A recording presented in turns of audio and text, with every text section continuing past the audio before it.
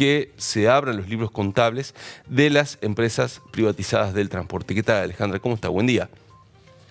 Hola, ¿qué tal? Buen día, ¿cómo estás? Muy bien. Bueno, a ver, cuéntenos este pedido que están haciendo. ¿Por qué quieren ver esos libros contables?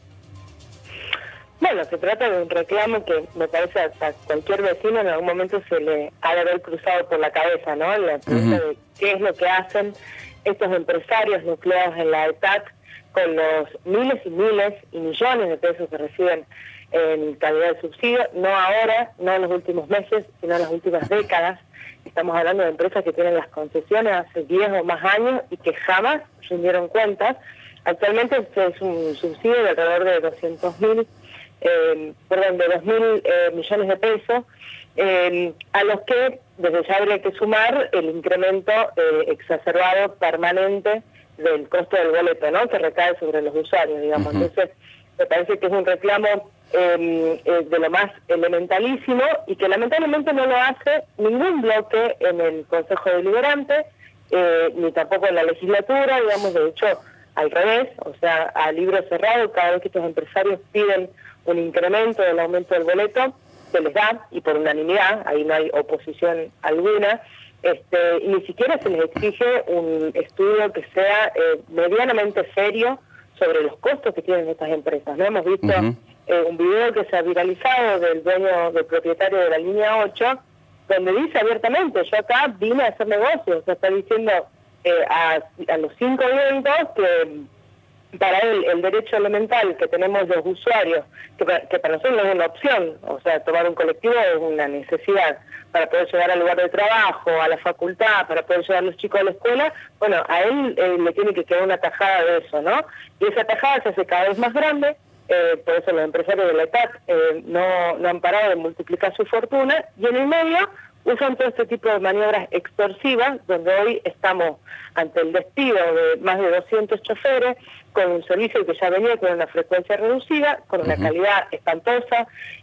Estamos, bueno, con un incremento, como yo decía, en curso. Ya septiembre empezó con aumentos de luz, de gas, ahora se nos viene también el del boleto. Bueno, me parece que llegó la hora de poner blanco sobre negro y de poner en cuestionamiento este discurso del gobierno de Milei, según el cual los empresarios vendrían a ser unos héroes, y aquí se está demostrando que lejos de ser unos héroes, son una casta parásita que utiliza a los trabajadores, a los usuarios, Alejandra, para incrementar su fortuna. Sí, Alejandra, ¿usted cree, como dicen desde algunos sectores políticos, que hay una especie como de acuerdo entre ETAT y UTA para presionar, por ejemplo, para hacer los paros, etcétera?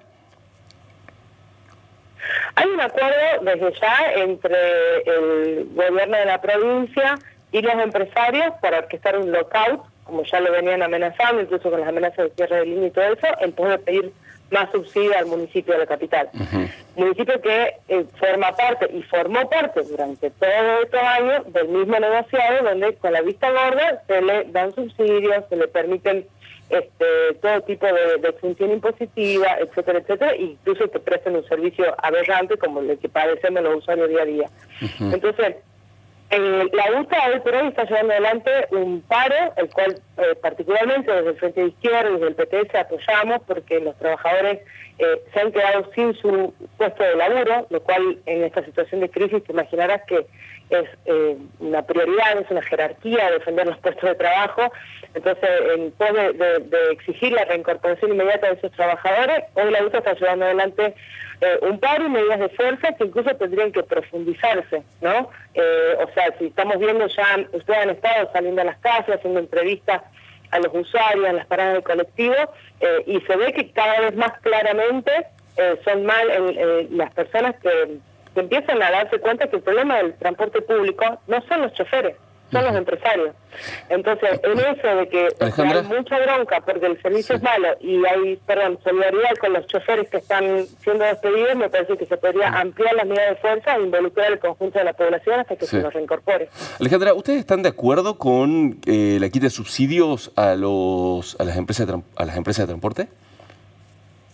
Yo creo que además de la quita de subsidio, hay que, abriendo estos estudios contables, estos balances contables de las empresas, hay que empezar a poner blanco sobre negro de darle una salida de fondo al problema del transporte público. ¿Cuál sería esa salida de fondo, en su opinión?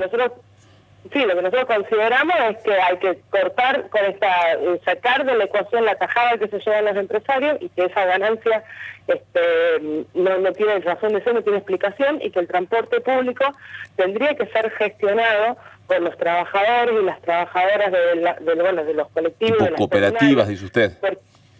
Sí, en una empresa estatal única, pero no bajo el mando de 2 o 3 funcionarios burócratas, como se hacía antes de las privatizaciones de Menem, sino bajo el control de los que estamos realmente interesados en que el servicio sea eficaz, sea eficiente, sea barato. Por ejemplo, en cualquier barrio los vecinos son los que saben cuáles son los horarios donde más unidades se necesitan, mayor frecuencia, cuáles son las franjas pico, las menos. Los choferes son los que conocen las necesidades de los recorridos, de los micros. Bueno, nosotros que tenemos los conocimientos y la necesidad también de utilizar el transporte público para trasladarnos como un derecho, me parece que tenemos la capacidad también para poder gestionar este servicio, lo mismo con la luz, lo mismo con el gas, lo mismo con el agua y con todos aquellos servicios elementales que en este sistema o bajo este orden son utilizados para que generen ganancias para un puñadito, en la cual no llegan a ser más de 10 empresarios.